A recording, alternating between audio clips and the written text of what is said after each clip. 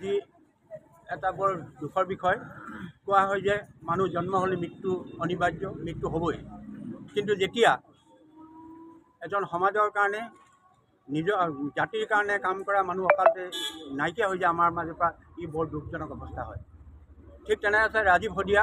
ৰাজীৱ শদিয়াৰ এজন প্ৰচাৰ বিমুখ শিল্পী আছিলে, যিজন শিল্পী মৃত্যুৰ পাছত আমি গম পাইছোঁ তেওঁ জাতিটোৰ কাৰণে, অসমীয়াৰ কাৰণে কি কৰিব বিচাৰিছে।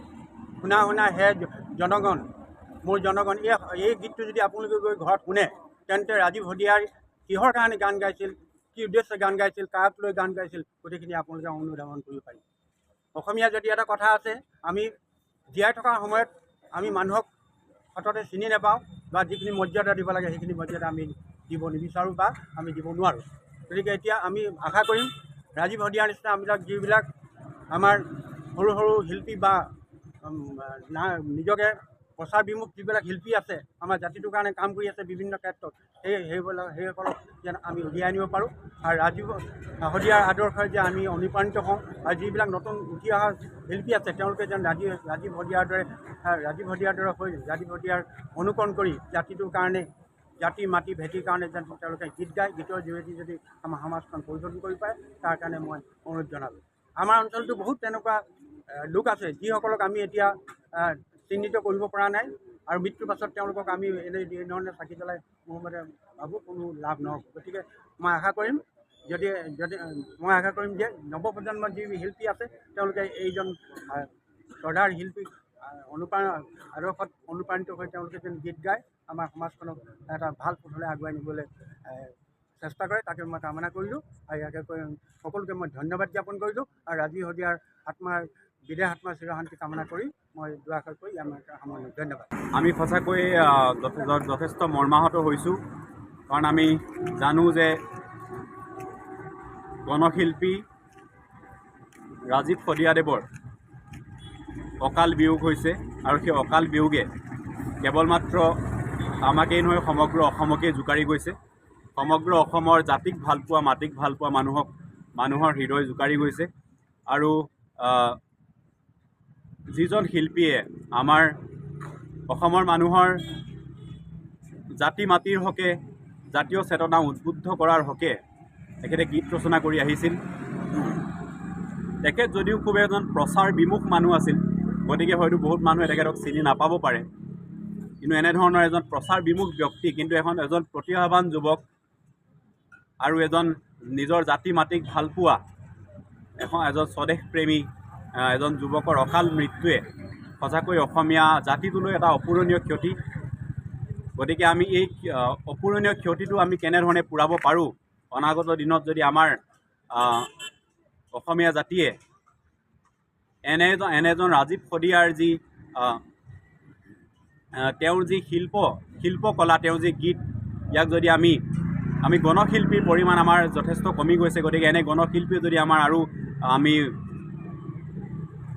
গণশিল্পী আৰু ওলাই ভৱিষ্যতে, তেতিয়াহ'লে নিশ্চয়কৈ আমাৰ জাতিটোৰ বাবে যথেষ্ট ভাল হ'ব। গতিকে মই সদৌশেষত ৰাজীৱ শদিয়াৰ আত্মাৰ চিৰশান্তি কামনা কৰিছোঁ, আৰু শোকসন্তপ্ত পৰিয়ালবৰ্গলৈ মোৰ ফালৰ পৰা আন্তৰিক সমবেদনা জ্ঞাপন কৰি বক্তব্য প্ৰকাশ কৰিছোঁ।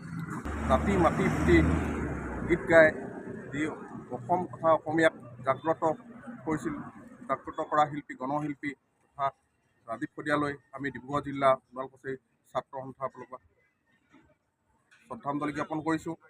অতি মৰ্মাহত হৈছোঁ, আমি যিজন গায়কে নিজৰ গানৰ জৰিয়তে অসমীয়া ৰাইজক জাগ্ৰত কৰিছিল, আৰু অসমীয়া সমাজক প্ৰত্যেকটো বিষয়ত যি দুৰ্দশাক লৈ তেওঁ মাত মাতিছিল, গানৰ জৰিয়তে সকলোকে বুজাই উঠিছিল, তাৰ বাবে আমি অতি মৰ্মাহত হৈছোঁ।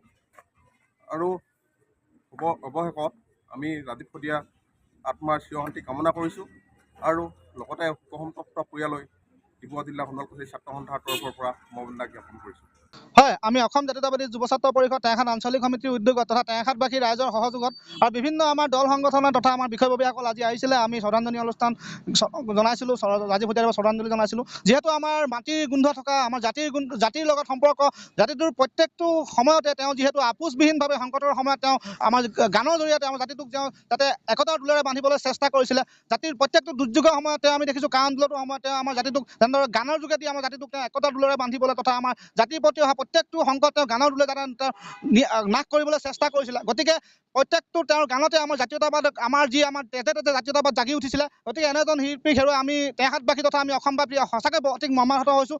গতিকে আজি সেই উদ্দেশ্যে আমি আমাৰ টেঙাখাতৰ মাজমজিয়াত আমি তেখেতৰ আত্মাৰ সদগতিৰ কাৰণে আজি আমি শ্ৰদ্ধাঞ্জলি অনুষ্ঠান তেওঁ ৰাখিছিলোঁ আৰু যথেষ্ট সংখ্যক লোকে আমাক ইয়াত সঁহাৰি জনালে। গতিকে আমি সকলোলৈ ধন্যবাদ জ্ঞাপন কৰিছোঁ আৰু আমি ৰাজীৱ শদিয়া ডাঙৰীয়া যাতে আত্মাৰ সদগতি পায় আমি সেইটোৱে কামনা কৰিছোঁ। সমাজত বহু ব্যক্তিৰ মৃত্যু হয়, কিন্তু কিছুমান ব্যক্তিৰ মৃত্যুৱে সমাজখনৰ কাৰণে ক্ষতিকাৰক হয় বা অপূৰণীয় ক্ষতি হিচাপে থিয় হৈ ৰয়। তেনে এজন ব্যক্তিয়ে হৈছে ৰাজীৱ শদিয়া ডাঙৰীয়া। তেওঁৰ যি কণ্ঠ, এই কণ্ঠই কিন্তু আমাৰ কণ্ঠসমূহত কেঁচা মাটিৰ গোন্ধ পোৱা গৈছিল আৰু আমি জাতীয়তাবাদী সংগঠন হিচাপে তেওঁৰ এই গীতসমূহ কিন্তু অতি জাতীয়তাবাদৰ লগত জড়িত আছিল। তেওঁৰ গানবোৰত আমি জাতি মাটিৰ লগতে আমাৰ অসমীয়া জাতিটোৱে কেনেদৰে আগন্তুক দিনত আগবাঢ়ি যাব লাগিব বা আমাৰ জাতিটোৰ কি কি দুখ আছে, এই দুখসমূহ কিন্তু আমি বিচাৰি পাইছিলোঁ। গতিকে এনেকুৱা এজন ব্যক্তিৰ মৃত্যু সঁচাকৈ আমাৰ অসমীয়া জনজীৱনৰ কাৰণে অতি বেদনাদায়ক। সেই উদ্দেশ্যে আমি সদ্যপ্ৰয়াত ৰাজীৱ শদিয়াদেৱৰ আজি শ্ৰদ্ধাঞ্জলি অনুষ্ঠান আমি অসম জাতীয়তাবাদী যুৱ ছাত্ৰ পৰিষদ টেঙাখাত আঞ্চলিক সমিতিয়ে অনুষ্ঠিত কৰোঁ। আৰু ইয়াৰ লগতে আমি অসম জাতীয়তাবাদী যুৱ ছাত্ৰ পৰিষদে তেওঁৰ যি স্মৃতি যুগমীয়া কৰাৰ কাৰণে আমি কেন্দ্ৰীয় সমিতিয়ে পণ লৈছোঁ। আমাৰ সভাপতি পলাশ চাংমাই ডাঙৰীয়া আৰু সাধাৰণ সম্পাদক ৰাতুল বৰগোহাঁই ডাঙৰীয়াৰ নেতৃত্বত কাৰ্বি আংলঙত তেওঁৰ এটা প্ৰতিমূৰ্তি স্থাপন কৰাৰ কথা মনস্থ কৰিছে।